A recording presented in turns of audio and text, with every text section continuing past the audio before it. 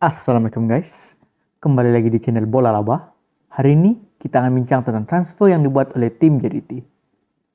Jadi sekarang JDT ada manajer baru, yaitu Esteban Solari, bekas manajer Under-23 Argentina. Jadi kita dapat lihat beberapa pertukaran yang berlaku dari segi keluar masuk pemain dan juga dari segi taktikal.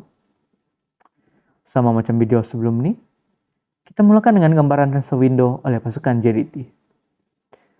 Mereka telah membawa masuk 7 orang pemain untuk musim ini, dengan 5 orang pemain pada transfer window 1 dan 2 lagi pemain pada transfer window 2. Mereka juga banyak melepaskan pemain yang memiliki nama-nama besar seperti Rodriguez, De Murga, dan tak lupa Lord De Paula. Musim ini, JDT dalam form terbaik mereka. Dengan rekod jaringan dah pecah dan sekarang pun dah nampak macam nak menang title ke-11 secara unbeaten.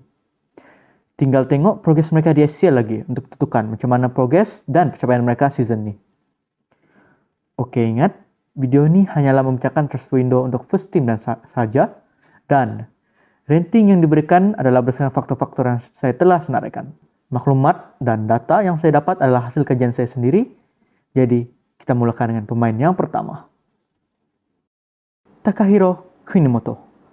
Pemain yang baru mau masuk dari Casa Pia, klub Liga 1 di Portugal. Sedikit sejarah tentang dia ini memulakan karier dia di Avisca Fukuoka di Jepun. Kemudian pindah ke Gyeongnam FC di Korea. Sebab dia ni ada kacukan Korea dari sebelah datuk dia. Jadi dia tidak perlu daftarkan sebagai pemain import jika bermain di Liga Korea. Lepas tu, Jeonbuk Hyundai beli dia. Tahun 2022 dia kena rilis sebab pandu dalam keadaan mabuk. Tapi tak lama. Casa Pia ambil dia masa dia free agent. Lepas tu, season depannya jadi tidak beli dia. Dia baru je buat debut dia hari tu di Piala Malaysia ketika lawan Kelantan FC. Dan di match tu, kita boleh nampak kualiti yang dia bawa di bahagian tengah. Dan telah mencatat 1 assist dan 2 gol dalam perlawanan tersebut. Sebab dia masih baru dan masih lagi awal. Dan umur pun masih muda. Rating yang diberikan kepada dia adalah 2/10. Heberty Fernandez. Pemain yang senang inform sekarang ni dengan gandingan berbisa dengan Buxton. Dia tidak perlu masa yang panjang untuk adjust dengan Liga Malaysia sebab sudah masuk tahun keempat dia bermain di Asia Tenggara dengan majoritinya di Thailand dengan kelab seperti True Bangkok, Ratchaburi dan Motong. 5 game, 6 gol dan 1 assist. Walaupun dah 34, masih lagi berbisa dan berkualiti. Dibawa masuk untuk menggantikan Diogo yang cedera. Sekarang, beliau berada di akhir karier dia dan dia pun dibawa masuk untuk menggantikan Diogo di ACL. Tapi setakat ni, prestasi dan impak yang dibawa bersama gandingan dia dengan Buxton memang menjadi. Jadi, rating yang diberikan kepada dia ialah 4/10. Oscar Arribas. Pemain yang mengisi slot ASEAN untuk JDT season ni. Pemain kacukan Filipina Spanyol ini baru berusia 24 tahun dan dibawa masuk untuk memberi saingan kepada Kobin Ong untuk posisi wingback kiri. Join dari klub La Liga 2. Musim ni, dia telah bermain 16 kali, melakukan 3 gol dan 4 assist. Season ni sering bertukar-tukar dengan Kevin Ong dengan awal musim dia bermain first 11. Tapi, sejak kebelangan ini, Coach Solari lebih menurunkan Kevin Ong sebagai pemain utama. Mungkin sebab rambut. Rating yang diberikan kepada Oscar adalah 7/10. Juan Muniz.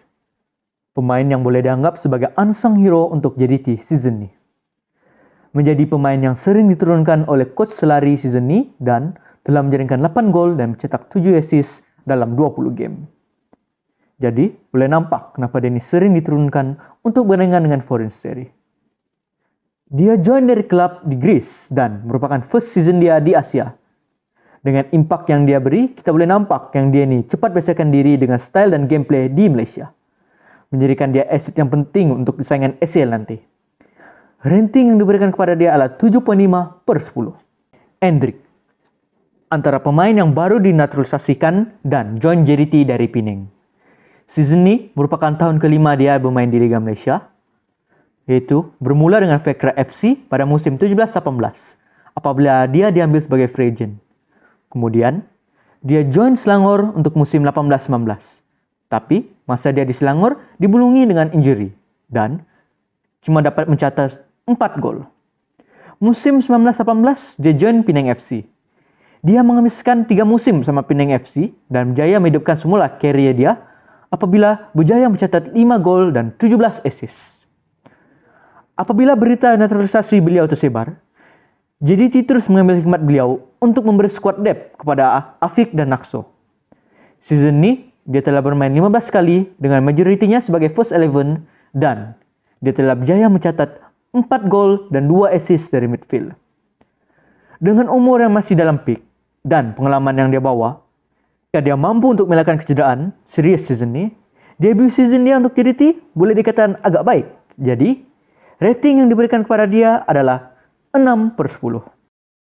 Shihan Hazmi, antara individu yang paling terkesan semenjak Kim Panggon menjadi coach Malaysia. Dia memulakan kariernya di Kelantan sebelum diambil oleh Harimau Muda C. Selepas tu, dia kembali semula ke Kelantan sebelum ke Negeri Sembilan pada musim 17-18 dan bersama pasukan Negeri Sembilan untuk 2 musim. Pada musim 1920, dia join PJ City dan untuk 2 musim sebelum kembali ke Negeri Sembilan pada musim 21-22. Di sinilah kualiti dia bersinar dan berjaya mendapat panggilan pertamanya untuk ke skuad kebangsaan. Pada musim ini, dia join JDT sekaligus menjadi simbolik kepada penggantian goalkeeper utama di Malaysia dengan menggantikan Farizal Marlias. Musim ini, dia bermain semua peranan untuk JDT, iaitu 20, dan mencatat 16 clean sheet dan hanya tembus 4 gol setakat ni. Tapi, ada game di mana dia jarang dicuba oleh pihak lawan sebabkan benteng pertahanan JDT yang kebal untuk season ni. Jadi, saingan ACL lah yang menjadi cabaran sebenar untuk menentukan bagaimana debut season Shihan untuk JDT season ni. Rating yang diberikan kepada dia adalah 8.5/10. Diogo, pemain yang tidak asing lagi untuk fans JDT.